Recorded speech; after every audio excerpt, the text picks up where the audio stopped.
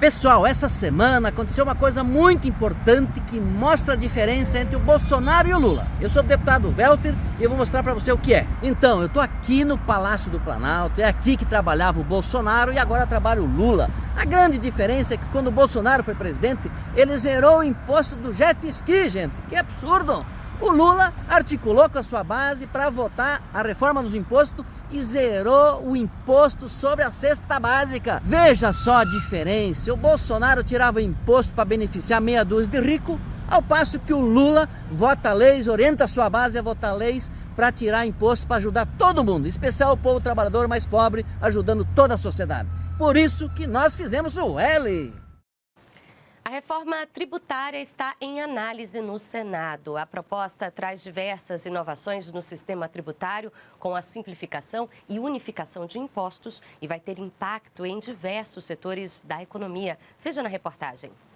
Esperada há décadas, a reforma tributária começa a sair do papel com a aprovação na Câmara dos Deputados. De acordo com o ministro Alexandre Padilha, a votação expressiva, com 382 votos no primeiro turno e 375 no segundo, foi resultado da estratégia do governo de respeitar o trabalho que já vinha sendo feito pela Casa. Esta ponte de diálogo aberta que permitiu essa votação expressiva, o envolvimento de parlamentares que são de partidos que se declaram de oposição, mas que tiveram firmes na aprovação da reforma tributária, envolvimento de prefeitos, de governadores, de atores econômicos que não necessariamente votaram no presidente Lula, não necessariamente sejam da base do governo, mas compreendem a importância da votação da reforma tributária. O texto da reforma tributária prevê a criação do Imposto sobre Valor Agregado, o IVA, que terá duas formas de aplicação: a Contribuição sobre Bens e Serviços, a CBS,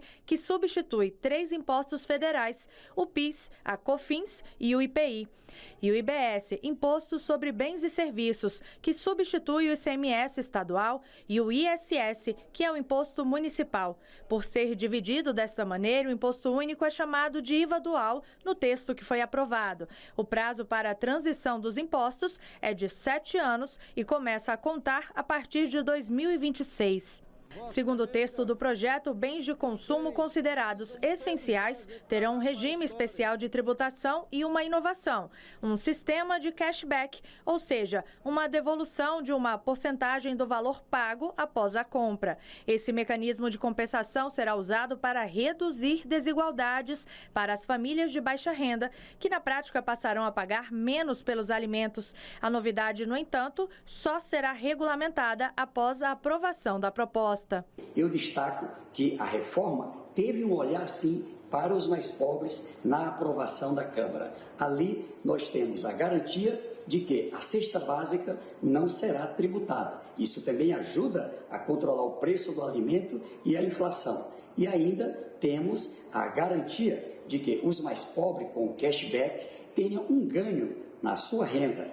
Na compra, tem ali o direito de um reembolso. Outra mudança significativa da reforma tributária será na cobrança de impostos sobre patrimônios, como imóveis, carros, aviões particulares, barcos e lanchas. Para carros, o IPVA será progressivo. Quanto maior o valor do veículo, maior será a alíquota. O critério ambiental também passa a contar. Carros elétricos devem ter um percentual menor de impostos anuais. Jatinhos, lanchas e outros veículos marítimos de uso pessoal que antes eram isentos, agora passam a pagar impostos. Para imóveis, o IPTU poderá ser atualizado por meio de decretos e ficará a cargo das prefeituras definir as alíquotas de reajuste. Criado para estimular o desenvolvimento dos estados, o Fundo Nacional de Desenvolvimento Regional foi mantido em 40 bilhões de reais, mas os critérios para a divisão dos recursos do fundo só serão definidos após a conclusão da reforma tributária.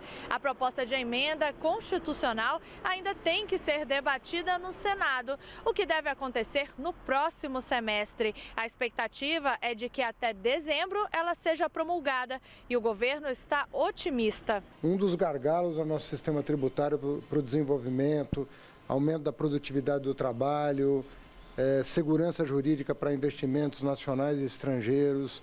Eu penso que nós vamos entrar numa fase boa.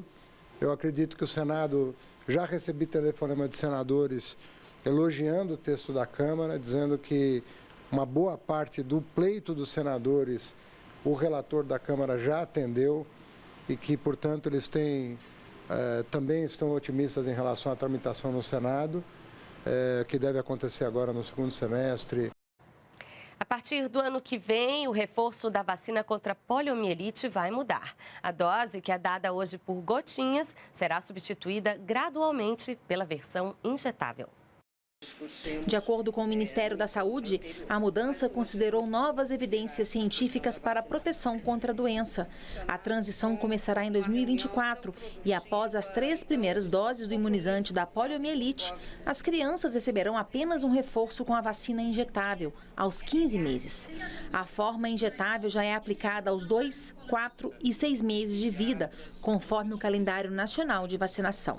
É uma mudança do século XXI, apontada pela Organização Mundial da Saúde, com uma vacina que ainda oferece mais segurança e que é importantíssima nos tempos atuais. O Ministério da Saúde anunciou também uma ação de multivacinação, que se inicia em 15 de julho no Amapá e vai durar até 28 de outubro em Minas Gerais. A ação é focada na retomada da cobertura vacinal ampla no país. A multivacinação vai contar com 150 milhões de reais para apoiar estados e municípios. A meta é checar as cadernetas de vacinação com a atualização das doses que faltam e, desta forma, aplicar todas as vacinas do calendário nas crianças e adolescentes de até 15 anos. Essa intensificação já vem ocorrendo, na região norte, inicialmente, por conta de uma avaliação de maior risco de doenças preveníveis por vacina, então já está ocorrendo. E nós agora estaremos intensificando ainda mais essas ações com o que nós estamos chamando microplanejamento, que é um planejamento exatamente considerando as peculiaridades não só de cada região, mas de cada local. Olá pessoal, eu estou aqui hoje com vocês para falar do programa Escola Segura. As escolas, como todos nós sabemos, precisam voltar a ser espaços seguros de paz, tranquilidade e valorização dos professores. E, claro, de acolhimento e proteção às crianças e os jovens brasileiros. Essa é uma tarefa que envolve as famílias, a sociedade e principalmente o poder público. O governo federal deve investir 3,1 bilhões de reais em recursos para estados e municípios promoverem um ambiente escolar mais seguro. São medidas que envolvem diversos ministérios, como Educação, Justiça, Direitos Humanos, Cidadania, Cultura e Esporte. São medidas, inclusive, que promovem, por meio de várias ações, a criação de um canal exclusivo para denúncias contra ameaças e ataques às escolas. No âmbito da prevenção, por exemplo, foram definidas ações na área de segurança comunitária. Uma delas é a adesão ao Programa Nacional de Segurança nas Escolas, que prevê mais de 150 milhões de reais para o fortalecimento dos órgãos de segurança pública voltados especificamente para o ambiente escolar. Outra medida é o repasse de 90 milhões de reais dos recursos da assistência primária à saúde para os municípios que aderirem ao programa Saúde na Escola. É isso, pessoal, é muito importante combater os discursos de ódio e o extremismo, promover a paz e cuidar das nossas crianças e jovens. É o Brasil no rumo certo.